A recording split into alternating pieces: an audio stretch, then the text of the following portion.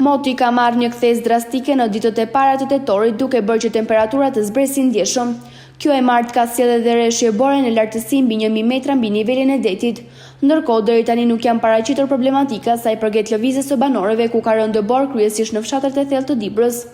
Prefekti i qarkut Dibër Nexhbedin Shehu tha se aktualisht situata është tërë problematike për shkak se nuk ka bllokim të rrugëve. Deri tani rënje gurësh ka patur në aksin rrugor nacional Burrel-Skuraj, kryesisht në segmentin e Shkopetit, por pa penguar qarkullimin e automjeteve. Ndërkohë, prefekti Shehu ju bën apel të gjithë qytetarëve të qarkut Dibër të tregohen të kujdesshëm gjatë lëvizjes së tyre në të gjitha rrugët, pasi rreshtet e shiut do të vijojnë. Që dje pas dite ka rreshje shiu, sot rreshtet kanë qenë me intensitet mesatar edhe në qarkun Dibër. Në orët e para të mëngjesit ka pas rënje gurësh në akset, sidomos nga afërsitë e Urgjës, por janë marrë masën nga kontraktorët, është pastruar rruga. Rreshje bore ka në lartësi majet maleve pa prek akoma zonat e banura.